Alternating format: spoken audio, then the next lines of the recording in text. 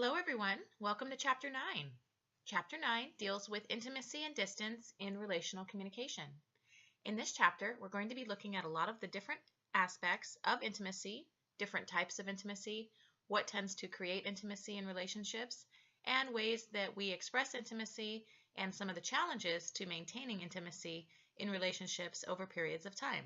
So let's get started. Dimensions of intimacy. The definition of intimacy deals with having close contact or acquaintance with another human being. However, for the purpose of this class, many of us understand intimacy in emotional intimate ways or psychological intimacy, right? Sharing your thoughts and feelings with someone. And then there can also be physical intimacy. So for the purpose of this discussion, the dimensions of intimacy that we want to be tuned into deal with the physical. So this deals with physical touch, connection, hugs, kisses, patting someone on the shoulder, putting your arm around someone, right? These are various ways that people physically express intimacy. However, we can also share intellectual intimacy. This deals with the process of sharing ideas or concepts or experiences in life that are important to us with another human being. And vice versa, right? Other people share their experiences or their perceptions that are important to us. So, physical intimacy, intellectual intimacy, and of course, one major important aspect of intimacy is emotional intimacy. This deals with the level of sharing in terms of our feelings and emotions that we experience with another relationship or another human being. So, emotional intimacy can include breadth and depth.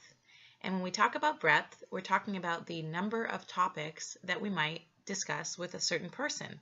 So if you were to talk about a lot of topics or to feel comfortable discussing many different topics with another human being, that would indicate that the relationship had a lot of emotional breadth.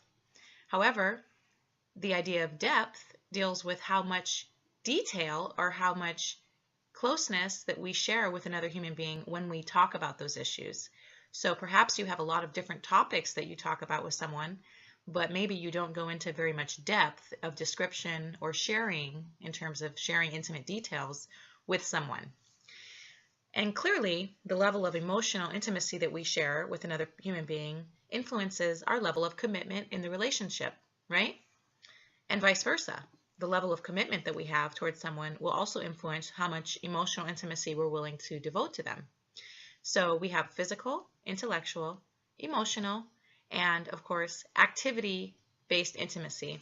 And activities tend to be a way that people share time together, create intimacy, experience a reward in terms of having someone that you can interact with on a regular basis, doing activities that you enjoy, or activities that are just basic to everyday functioning, right? So when you live in a home with your partner or your spouse, you have to keep the home running, right? You have various aspects of running a household. And these activities that we engage in on a day-to-day basis can influence the level of intimacy that we feel towards someone else and the level of intimacy that you achieve in the relationship. So these are all various aspects of intimacy that are very important. And it's important to point out that relationships that are good, meaning that they're satisfying for people, tend to include all of these different dimensions of intimacy. And if one aspect of intimacy is missing in the relationship, then chances are there are some underlying issues that perhaps need to be dealt with in the relationship, or perhaps one person in the relationship is experiencing something that maybe needs to be addressed or discussed.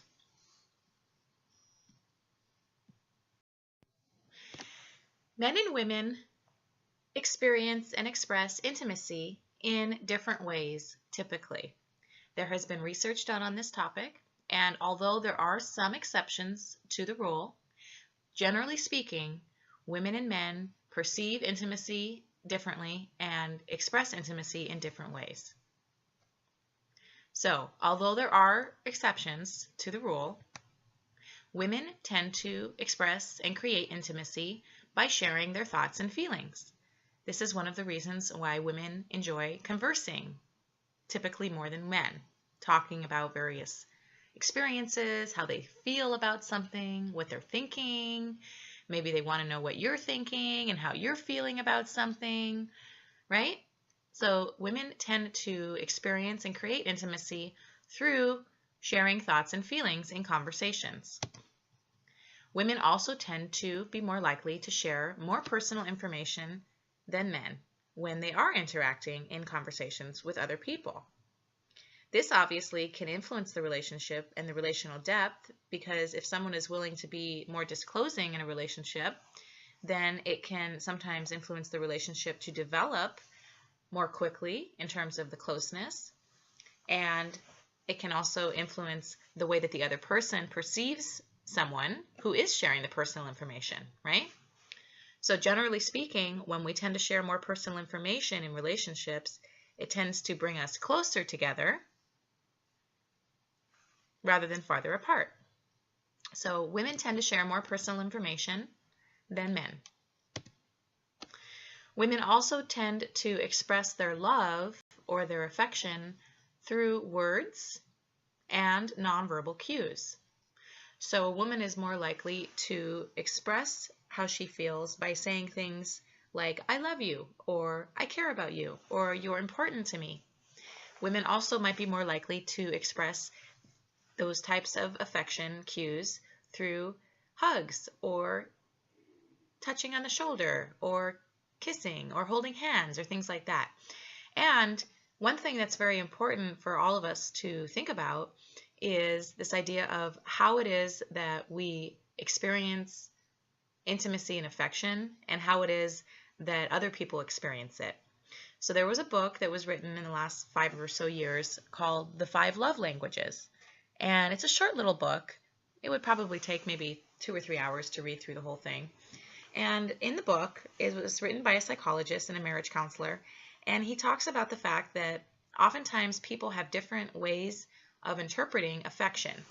And of course, what this means is that we can be missing each other in relationships sometimes when one person is attempting to express love and affection and appreciation, let's say through words, whereas the other person in the relationship maybe experiences feeling loved through acts of service. So like helping somebody do something, or perhaps gift giving, right? Buying someone like a little token of your love or a little gift. So a book like The 5 Love Languages really does address this idea of how it is that people perceive being loved. So what kinds of things make people feel loved and appreciated?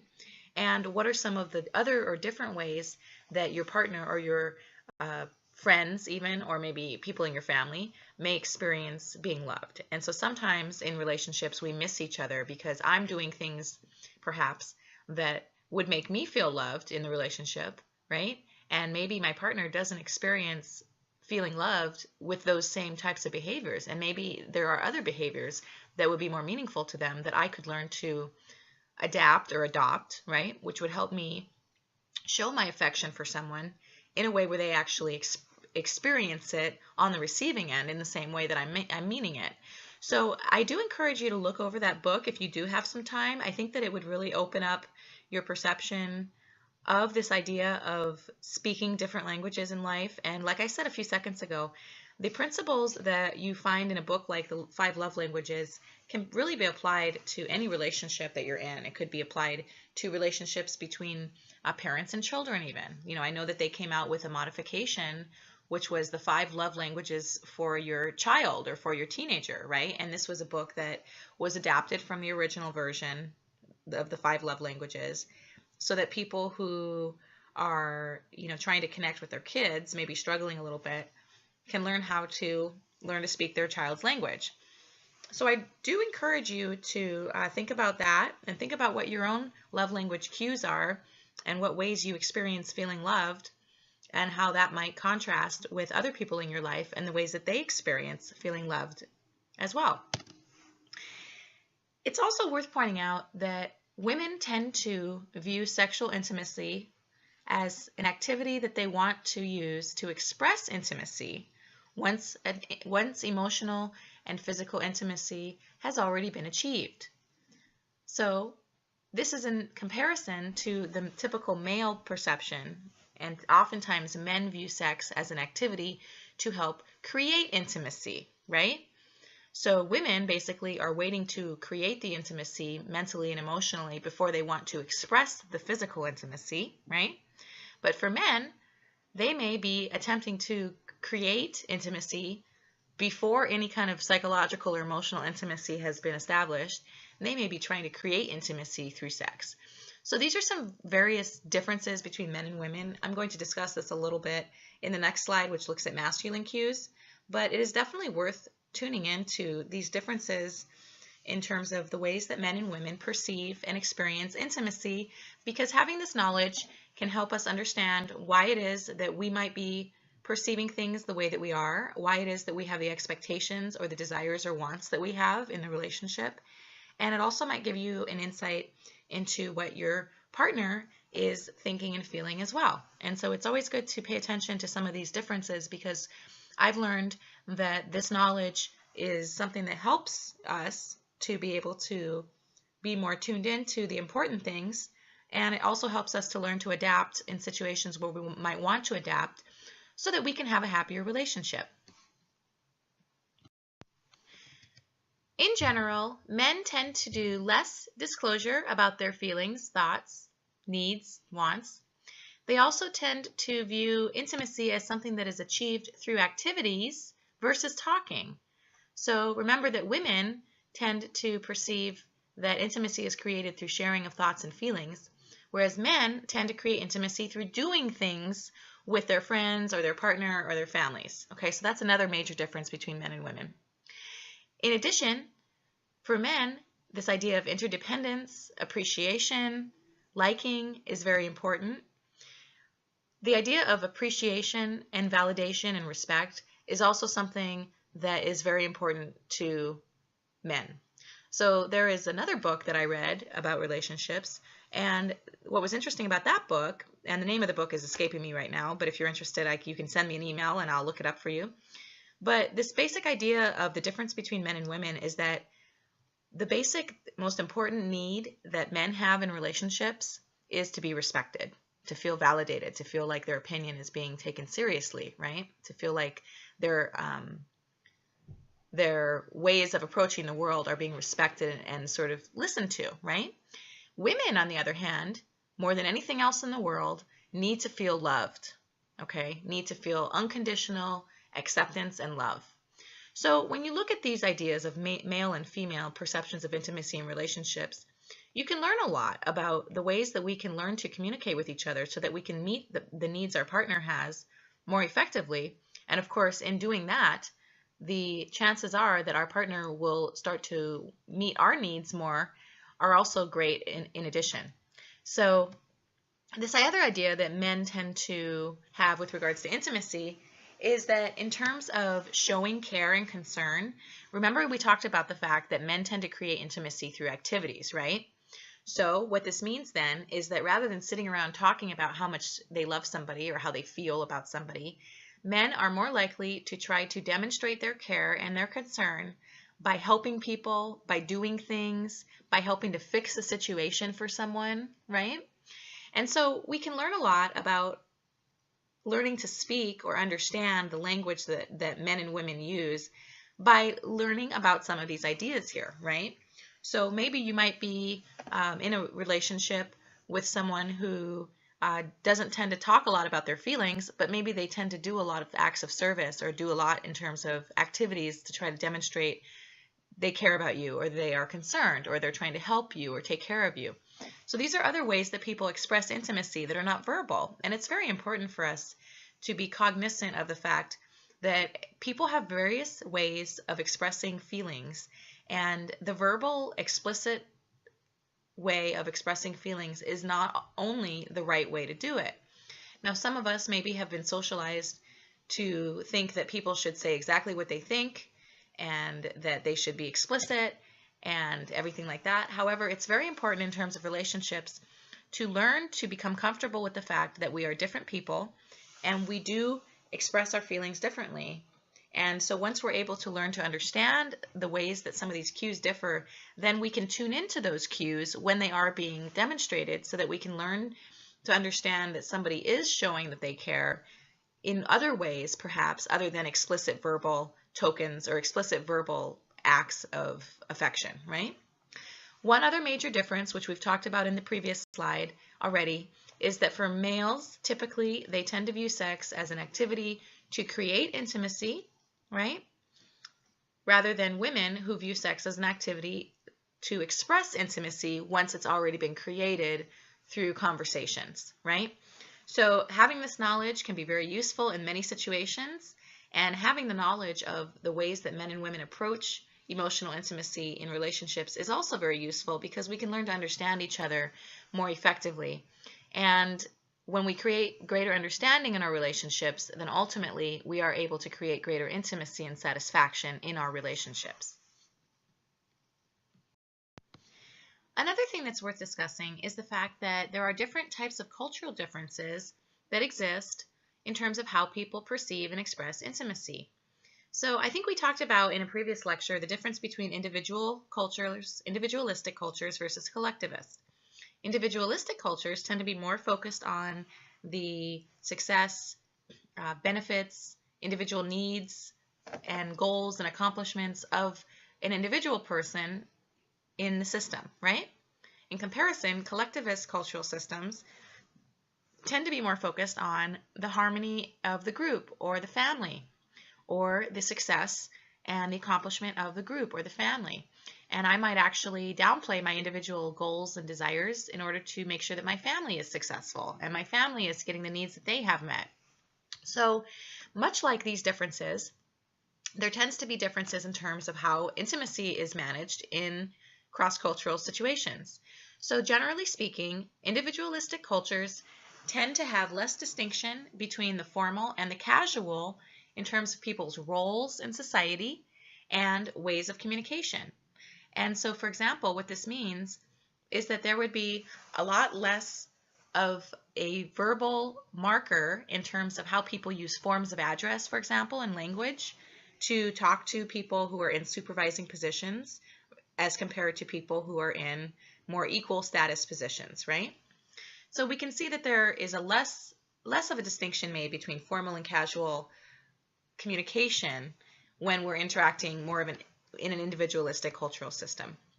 Individualistic cultural systems also tend to be more familiar. There's more disclosure. However, systems that are more collective would probably have less disclosure and less familiar sharing, especially in the beginning of a relationship until the intimacy had developed, okay?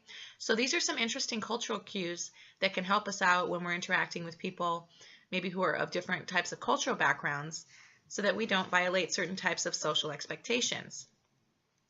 However, in comparison to the individualistic cultural cues that we talked about, the collectivist cultural system may have a much more distinguished set of in and out group differences in terms of how we communicate.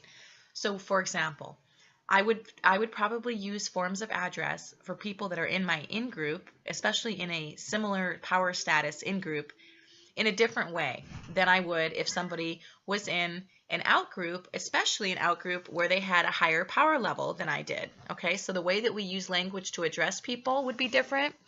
The topics that we would discuss in more collectivist culture systems would also be more distant and formal depending on when the relationship had formed. So especially in newer relationships, you would expect in a collectivist culture that people would be more distant and formal in terms of the types of topics they discuss, in terms of the level of details that they disclose. So these are some different types of cultural cues that can shape the way that we perceive and approach communication, especially in newer relationships. So it's good to be tuned into these things.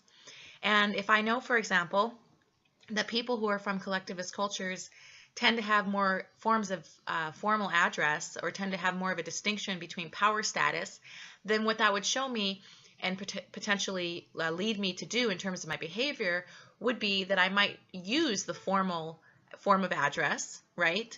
Let's say for a professor or for a doctor or for maybe one of my parents' friends, right? I might address them as Mr. or Mrs. rather than by their first name.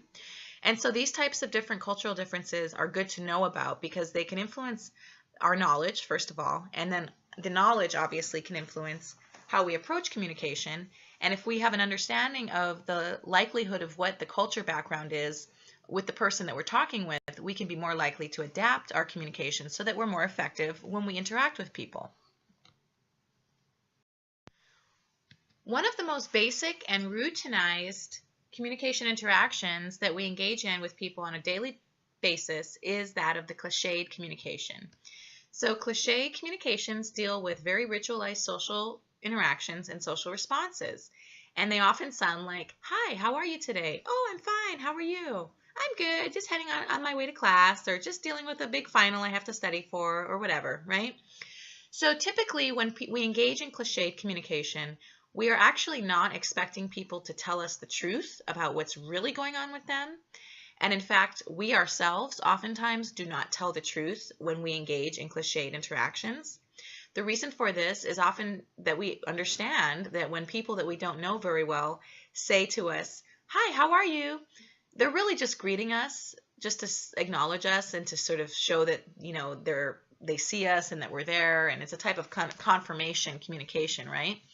But they don't really expect that we're going to stop and talk about everything that's really going on for us, right? And then if you have someone ever that violates your expectation for a cliched communication, you will notice it. And I guarantee that you will find yourself in somewhat of an awkward situation about how to deal with that, depending on how much time you have, depending on where you're headed, depending on how well you know the person, and things like that.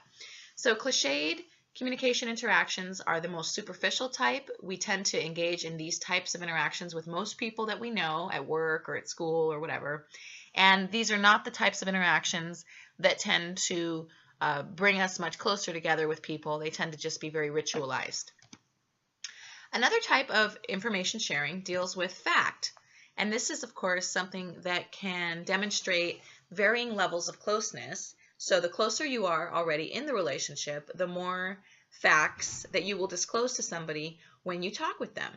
And generally speaking, the more that we disclose to people, the more we trust them and the more committed we are to the relationship. We might also information share based on our opinions about something. And again, we can look at how close the relationship is, and that will, of course, guide the level or the types of opinions that we end up sharing, right? So if you're very close with someone, you might be completely honest about what you think or feel about an issue or a topic or an experience. However, if you don't know someone very well and you don't really know what the relationship is likely to progress into, you might be guarded or very selective about the types of opinions that you choose to share.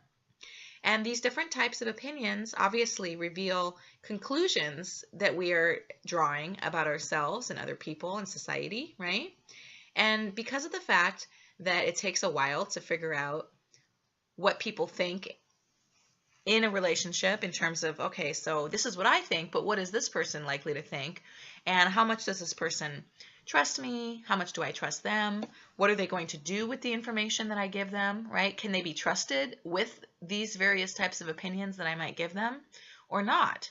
And oftentimes it can take a long time to figure out, is someone really trustworthy, right? I'm sure many of us have made mistakes before thinking that people were trustworthy and sharing our opinions or experiences with them, and then we found out down the road that they were not trustworthy, right? So this is why it's always good to give people a little bit of information or a little bit of power and see what they do with it, right? And certainly don't trust people completely when you first meet them. Let them earn their trust, right? Get to know people over time and have them demonstrate that they're trustworthy in various situations. And then, of course, once you know that, you can feel fairly safe in sharing your genuine thoughts, feelings, and opinions with them as things progress.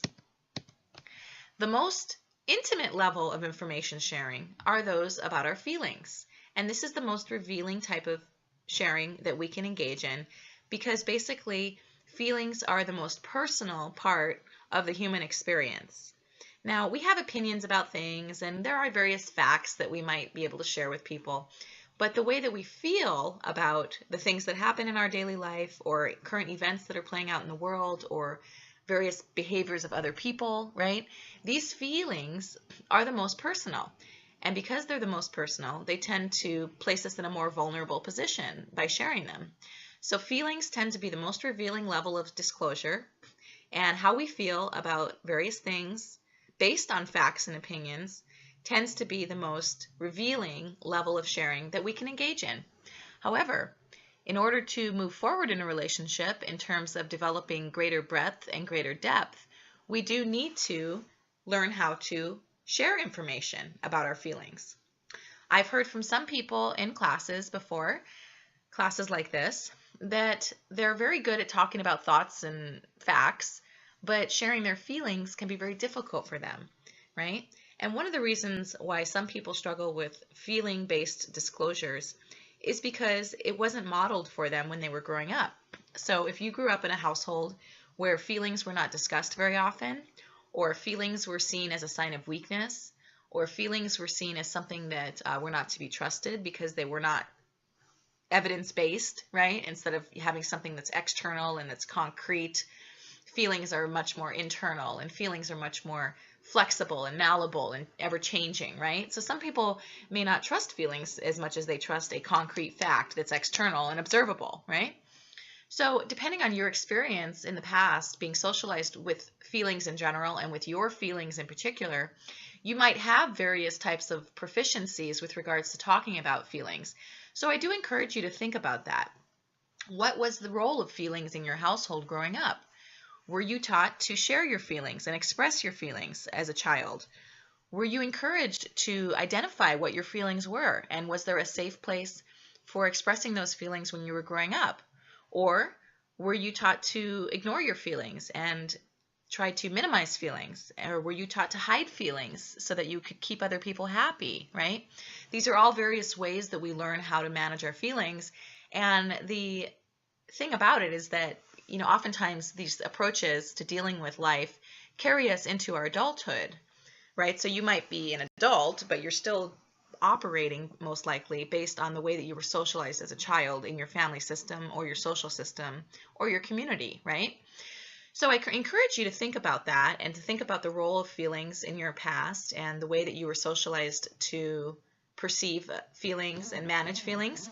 And doing this can provide us with information in some cases where maybe we want to modify the way that we manage our feelings or the way that we share our feelings or even learning how to share feelings at all, right? So I encourage you to think about that. There's certainly ample assistance out there for you if you feel like you want to learn how to identify and express feelings more proficiently. There are lots of books on the topic. You can go into any kind of probably TED Talks and look up lots of talks about emotions and how people manage and express emotions, and that might be useful as well.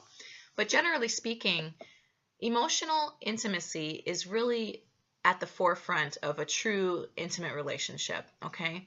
And it's possible that people in long-term relationships are able to achieve intimacy without disclosing feelings and without talking about feelings. And maybe in those cases, maybe they have learned how to manage their feelings without being explicit. But even in situations where people do not discuss emotions very much explicitly, there is still going to be a lot of emotional sharing, even if it's not being talked about, but being demonstrated through physical actions or through acts of service or things like that.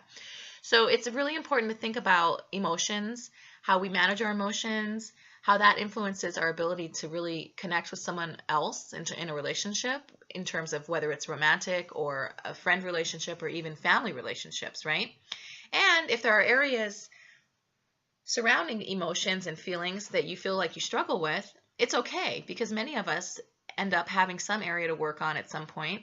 And there is lots of help out there for you if you decide that you want to learn to be more proficient with regards to emotions.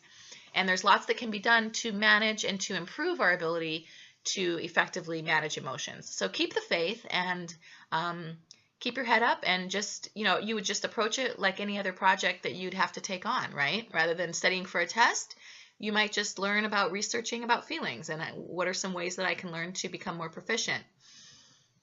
And in doing so, you will be equipping yourself with a very important skill set that is necessary for effective interpersonal relationships. So it's a very good use of your time and well worth any kind of time and effort that you would put into something like that.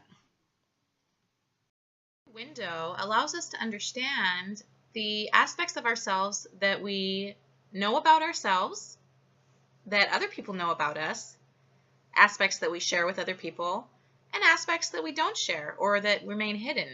So there are 4 windows in the Johari window. And the first of those demonstrates the open window. The open window indicates information that is known to ourselves and information that we provide about ourselves to other people, right? These are things that are fairly straightforward. And oftentimes this kind of information may not be so private or personal as some of the information that is in some of the other windows. The blind window is somewhat different than the open window. The blind window deals with information that is known to others, but not to ourselves. And so with regards to the kind of information that may be blind in terms of our own knowledge of it, it could be areas that we maybe haven't seen about ourselves yet, maybe things about ourselves that are less desirable that we don't want to admit, okay? There may also be blind areas in terms of our own perceptions of ourselves that are also very positive, right? So other people may view us as extremely strong people, or maybe people that have a lot of perseverance or the ability to stick with it, right? And although that might be a real core part of who we are, we may not walk around really thinking that about ourselves, because when you're dealing with challenges in life, you don't always feel like you're that strong, but maybe that's something that other people see about us that we don't even see about ourselves. So the types of information that could be involved with the blind window could be varied, but it's important to be aware of the fact that who we are is not only what we think and know about ourselves, right? There are aspects of who we are that we haven't even really discovered yet or come into contact with in terms of our full awareness of those aspects of ourselves. And these things could be very positive aspects of ourselves or less positive or more challenging aspects of our identity. Now, in comparison, the hidden aspect is information that is known to ourselves and information that is not known to other people. So what this implies is that we are basically working to keep certain aspects of ourselves hidden from other people. So you might ask yourself, well, what kinds of information would I know about myself that maybe I wouldn't want other people to know about? Well, I don't know. That would be dependent on the person, right? But I think that it's important for us to be aware of the fact that all of us are putting our best foot forward in some way or another when we interact with other people. And this is maybe one of the reasons why it's so disappointing when we make mistakes or when we blow it in our communication with other people, because most of us generally want to behave in ways that other people will perceive as positive, right?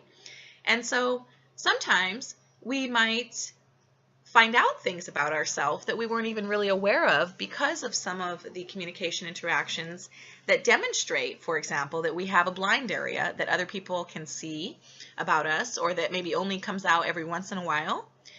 So it's important to be aware of the fact that this Johari window really allows us to look at this idea of identity and how we perceive ourselves and how we perceive other people, more specifically how other people perceive us and how we internalize those messages about ourselves, and of course how we are constantly managing our own identity even with people that we're in close relationships with, right?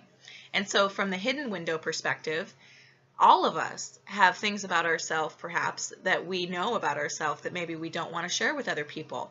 And I think that that's okay. I don't think that in order to truly experience an intimate relationship with a romantic partner or a friend or a family member, that you have to share every single piece of yourself. I think actually it's probably good for us to keep some things to ourselves, right?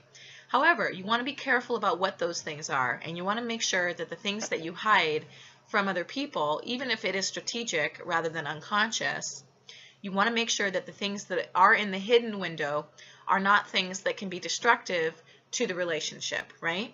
So for example, let's say that you know somebody in a relationship and they have a window where they have a hidden piece of information that deals with some kind of a issue that could negatively affect the relationship. So for example, sometimes in relationships, people might be struggling with various types of coping mechanisms or crutches that they might lean on to manage stress in life, right?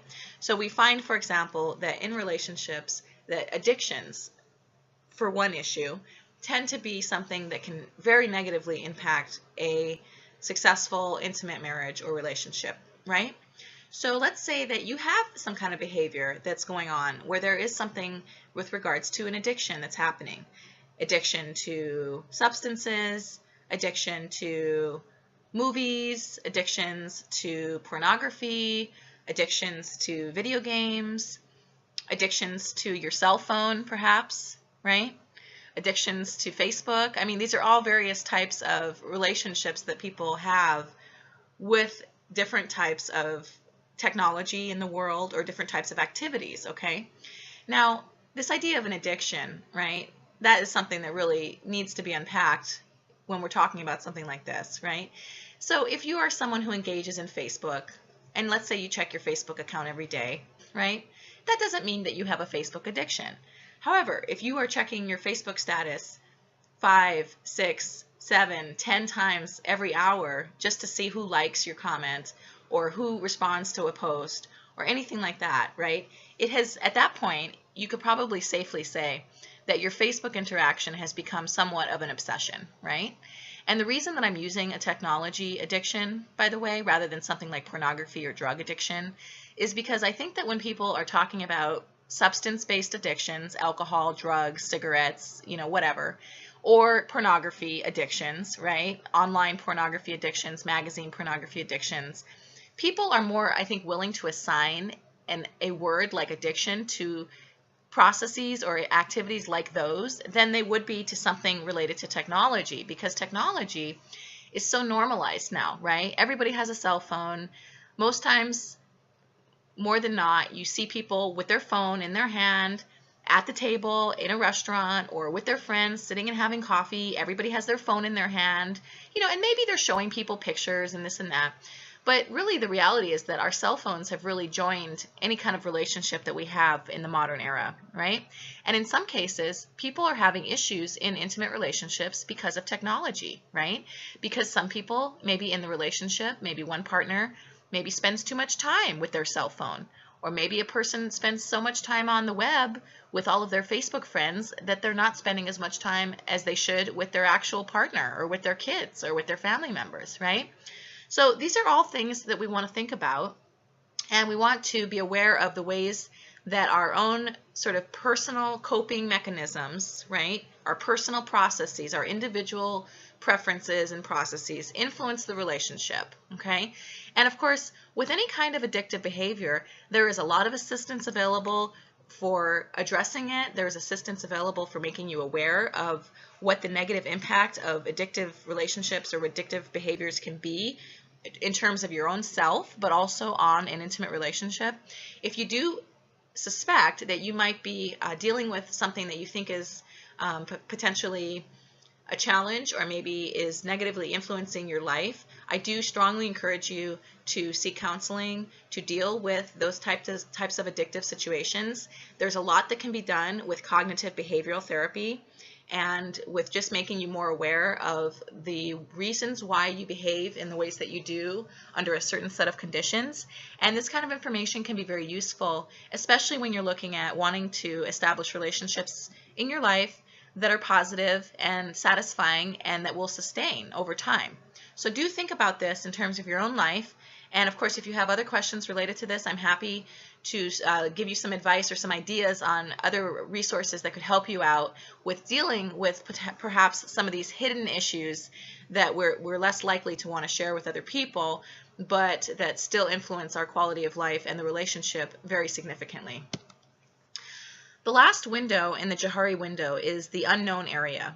And these are parts of ourselves that are unknown to ourselves and also unknown to other people. It's difficult to really know what types of things the unknown window may include, right? But they may include things related to events from our past that have influenced us in a certain way that maybe we don't perceive as significant, and so we never talk about it, right? And in that sense, it would be really unknown to us and really unknown to other people because we wouldn't be spending any energy discussing it. This might also deal with development in our life in terms of who we're becoming now, right? So who are we today versus who we were 10 years ago or 15 years ago, okay?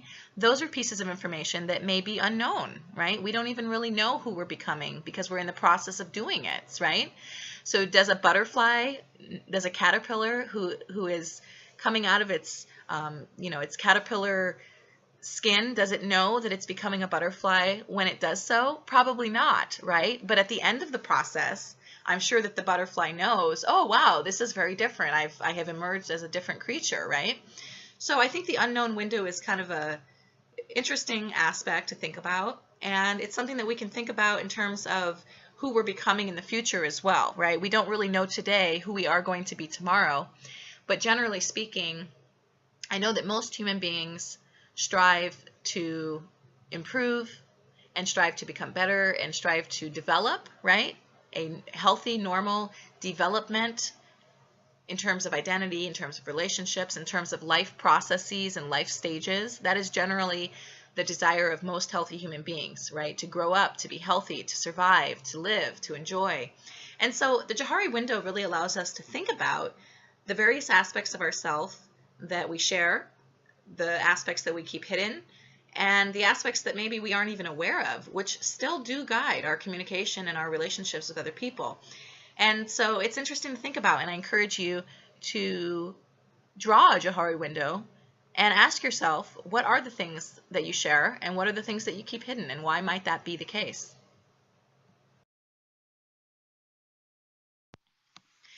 There are many benefits for why we self-disclose in relationships. One of these is the benefit of catharsis. Generally speaking, when we self-disclose or share our feelings with people or talk about an issue that's been bothering us, we tend to feel better, right? And the same is to be said for other people who share with us. And so there is a real benefit in terms of emotional gratification just for simply sharing how we feel and feeling that somebody cares about us, that they support us, that they want to validate our feelings and maybe help us fix the situation so that it's more beneficial, right? So catharsis is a very important aspect of why we self-disclose. However, we also self-disclose because of the reciprocity principle. So if you remember from the lecture from last week, I talked about reciprocity and the expectation that if one person engages in personal disclosure, that the other person in the relationship or in the conversation is also expected to disclose something, right?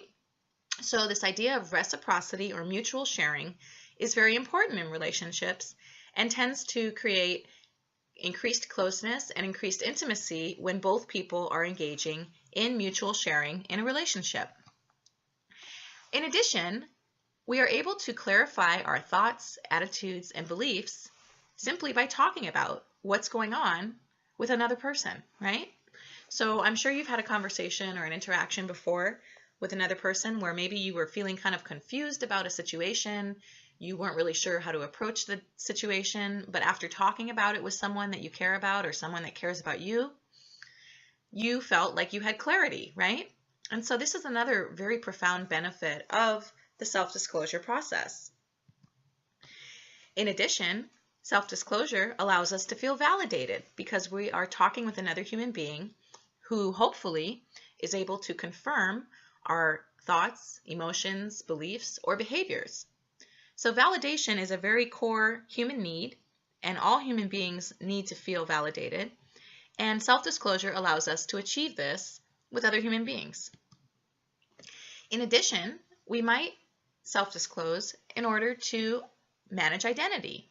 So, for example, if you're talking with someone that you know from school and they disclose to you that they're having some issues in a relationship that they are dealing with, or maybe they are enjoying a relationship and it's going very well, right? You might feel like you want to also disclose with them details about your relationship and maybe things about how you actually knew that the person that you're with now was the person you wanted to be with, right? You might engage in reciprocity in that conversation because you want the person to see you as friendly and as likable, and you want there to be that balance in the relationship, which of course, if somebody discloses some intimate information or some more personal information to you, and you refuse to disclose anything in response, that can leave the relationship imbalanced, right? It might leave the other person feeling awkward and uncomfortable because they shared something, And it might leave you feeling awkward and uncomfortable because they shared something and you didn't share anything in response, right?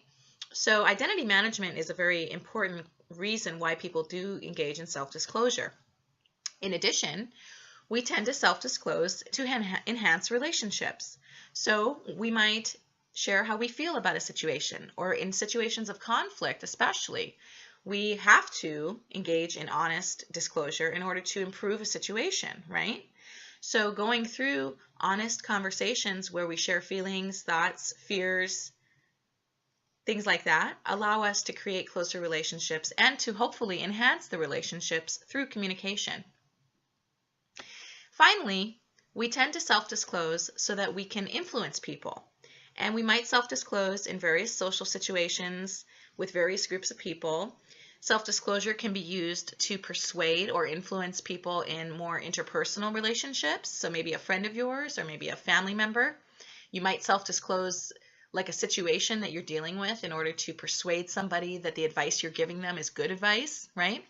However, you might also self-disclose to groups of people. Let's say if you're giving a public speech or a business presentation, right?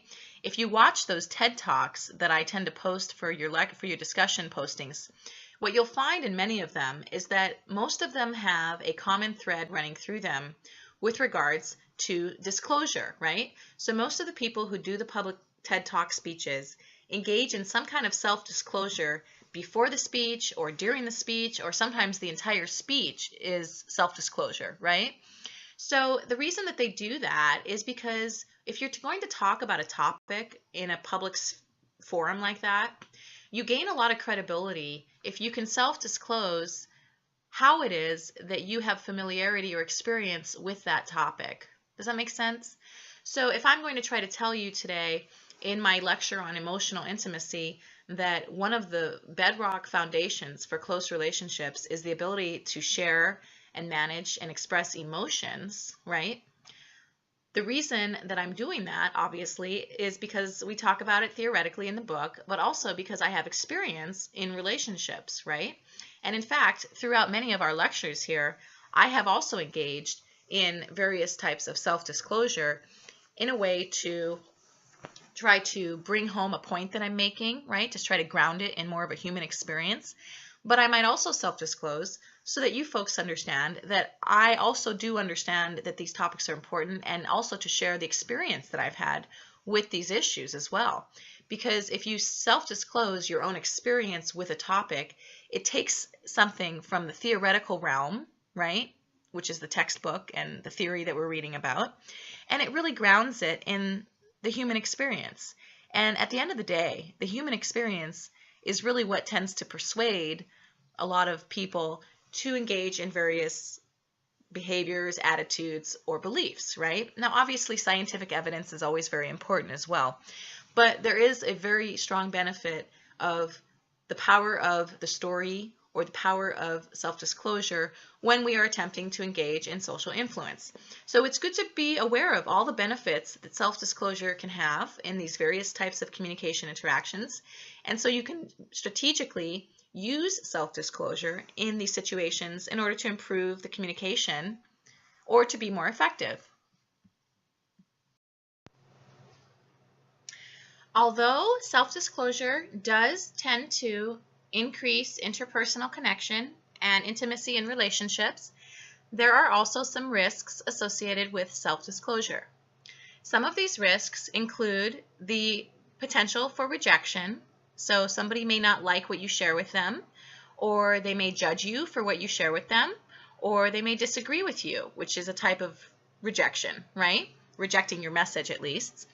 Another risk that is possible with self-disclosure would be the possibility of creating a negative impression. So anytime we disclose information to other people, especially information that is challenging to hear, or perhaps is personal, or perhaps maybe is more negative, we risk the possibility that other people may develop negative ideas or conclusions about us. And so it's important to be aware of these kinds of potentials anytime you're thinking about disclosing pieces of information to other people. Another potential for self-disclosure risks includes the tendency or the possibility that there would be a decrease in relational satisfaction in the situation for the people that are disclosing. So for example, you may be having a conversation with a romantic partner about an issue that's important, and maybe you're sharing some information with them that is negative about something that they do, right? And maybe it's very difficult for that person to hear the information that you're giving them. And so in that situation, there may be a decrease in relational satisfaction based upon sharing the negative information. However, it's important to keep in mind that in order to truly have a close, intimate relationship with people, we need to feel that we can be honest with them about things that are important to us. So sometimes when people disclose information in relationships that's negative, there might be a temporary decrease in relational satisfaction, but there is a lot of potential for the relationship actually to improve itself or to get better based on negative information sharing. So this is especially the case with conflict situations, right? So when you think about a conflict, most of the time when we're having a conflict, it is required that we share some information that might be negative, right? So this is an upsetting situation for these reasons, and this is the effect of it, or whatever. And so although the negative communication is necessary for the conflict conversation or communication about conflict to take place, the overall long-term positive outcomes that can result from honest, open, effective conversation during conflict can actually improve the relationship long-term, as long as people are managing their emotions effectively, expressing feelings responsibly, and engaging in communication behaviors that are concerning and caring about the self and others. Another possible risk would be loss of influence. So it's possible that if you self-disclose something, somebody may perceive you in a certain way or conclude something about you in a certain way, and this might actually reduce the likelihood that you will be persuasive or influence the person in the way that you want to. And this is why it's always good to consider what kinds of self-disclosure you are going to engage in prior to doing so, especially in professional situations or public speaking situations, right? These can be situations that are especially important in terms of managing your identity for the desired outcome. The fifth risk that can emerge when we self-disclose could involve hurting the other person. So, for example, if you are sharing some information during a conflict about something that someone does that you don't like, it's possible that someone's feelings might be hurt, right? Now, there's a lot that you can do when you are disclosing negative pieces of information to try to reduce the likelihood that another person will have hurt feelings, so you can manage your emotions effectively, so you can share the information without blaming them or calling them names or engaging in irresponsible communication. You can also talk about how important the relationship is to you, but yet there's this one issue that you feel that you need to discuss so that you can move on and continue to grow close, right? But there is still that risk that you might hurt someone if you share negative information. So these are some of the risks that are possible anytime we engage in self-disclosure. And it's important to be aware of these risks and always to weigh the benefits that are to be expected from sharing something with the possible risks that are to be expected in sharing something. There are several alternatives that we may choose to engage instead of self-disclosure in certain situations with other people. One of these alternatives involves the use of silence.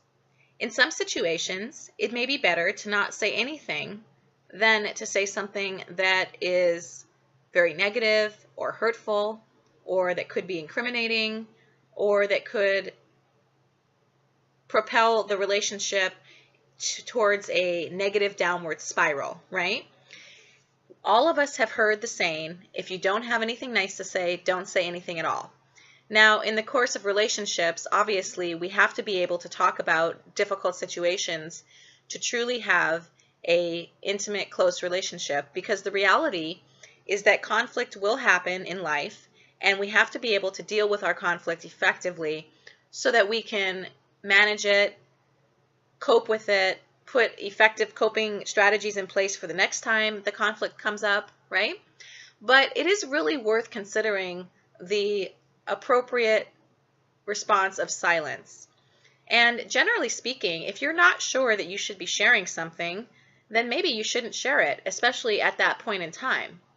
Chances are, if something really needs to be disclosed, you will know that you need to share it, right? So if you're not sure whether you should share something, then maybe you should just hold on to the idea for now, and you can revisit it in the future. Another alternative to disclosure, which I do not encourage, is lying.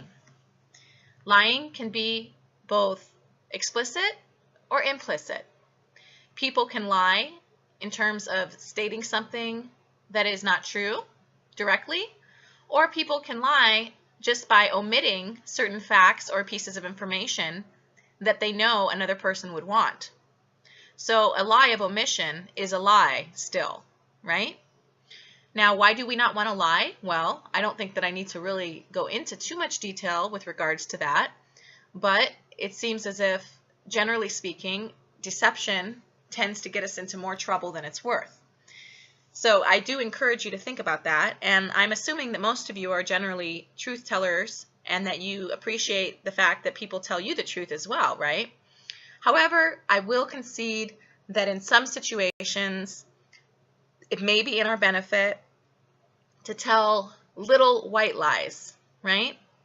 And I am not encouraging deception. However, in some situations, it may be in our best interest, and perhaps in the best interest of the people that we are in relationships with, if we don't necessarily tell them every single thought we're having about something.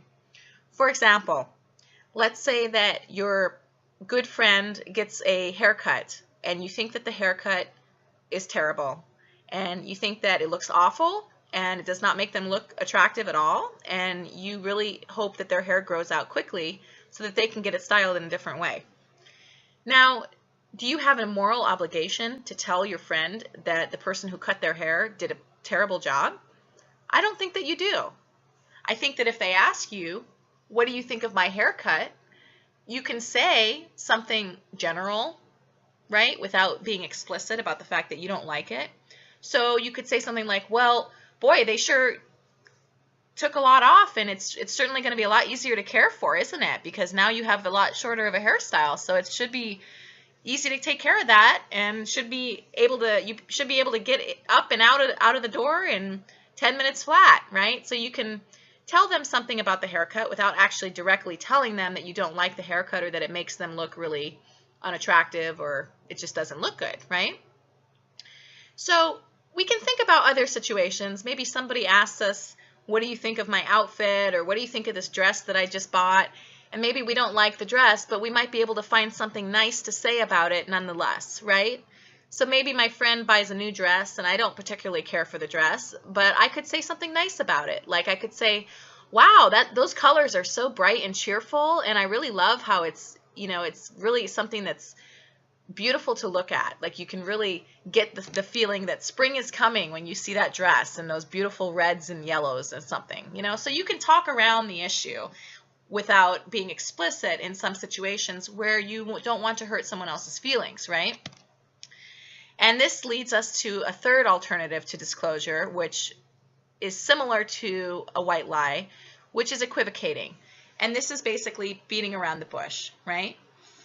So you might not directly say to somebody that you don't like their haircut or that their outfit is inappropriate or anything else, but you might say something indirectly. So you might say something like, well, boy, that outfit really does bring out all the colors in your eyes, or, that really brings out the subtleties in terms of your hazel eye color, You could talk about the dress in various ways and just say it's cheerful and it's bright. Or if we were going to use a topic that was maybe more socially significant, you could ask, let's say that you met somebody's new boyfriend or girlfriend. One of your good friends has someone that they just started dating and they really like the person, and maybe you didn't care for the person. And so they ask you, well, what do you think about them? Well, you might not tell them directly what you think, but you could beat around the bush a little. So you could say things like, well, it seems like you both have a lot in common. Or, you could say something like, well, it seems like you folks have a lot of fun together. Or you could say something like, well, it sure seems like, this person tends to take their career really seriously like you do, right? These are all ways that you could make observations that are not negative without actually telling somebody what you think, right? Now, should we tell our friends what we think about their boyfriends or girlfriends? At some point, it might be good to tell the truth. However, you run the risk of creating distance in the relationship if you do that, right? Because if it's a close friendship and then they're dating somebody who they end up, let's say, marrying or settling down with, and you told them at the beginning that you didn't care for the person, right? Then that can actually end up creating a lot of distance in your friendship, because ultimately people are eventually going to end up choosing their romantic partner over their friends, or at least they should be choosing and prioritizing their romantic partner over their friends, right? Especially if it's a long-term relationship. So we want to be careful about disclosing information in close relationships that could potentially come back down the road and negatively influence the relationship. So equivocation is one way of beating around the bush without actually being direct, and it is an alternative to direct disclosure. Another alternative to direct disclosure is hinting. So I might not say to my husband that I want him to go out to the car and grab my jacket, but I might just start saying something like, oh boy, it is kind of chilly in here, isn't it? Or I might say something like, are you cold? Oh boy, it feels chilly to me, doesn't it? Right? So I might not actually tell somebody, can you please go grab my jacket because it's raining and I don't want to go outside in the cold and grab my jacket. But I might just hint around the fact that I'm cold, and then hopefully they will offer to go grab my jacket for me. And finally, evasion and the ethics of evasion. It's always important for us to think about the ethics involved in truth-telling. So if we're faced with the decision of whether we should disclose or not, right, we want to think about that. We want to think about, well, okay, why are we telling this person what we think about this issue? Is this something that potentially could keep them from going into a situation that might cause them a lot of pain or a lot of hurt? If I know that I can stop my good friend from experiencing pain or hurt by sharing some information with them about someone that they're dating, maybe that's something I want to consider, right? On the other hand, maybe it's going to be a negative because the person may end up choosing their partner or their romantic partner over the friend, right? On the other hand, you do want to think about this idea of, are you possibly preventing a situation that could be more negative down the road by telling somebody the truth, okay? So obviously this idea of truth-telling and when to tell the truth and when to beat around the bush or be silent or not say something directly, it's really a personal choice. It's not something that I can give you a blanket answer to in terms of this is how you should do it all the time. What I will say is that generally speaking, if you feel that the benefits of telling the truth outweigh the negatives or the cons of not telling the truth, then you may want to consider telling the truth even in situations where it's uncomfortable, okay? And generally speaking, whenever we're talking about something that's negative or a little bit uncomfortable, we tend to avoid telling the truth, right? Because it makes us feel weird. However, those might actually be the very situations that require truth-telling more than other situations, right? So use your judgment, listen to your instinct, right? Does your gut response tell you, I should really tell this person this? Or does your gut response tell you, no, don't tell them that, right? And always take some time to think about something, especially if it's a big disclosure.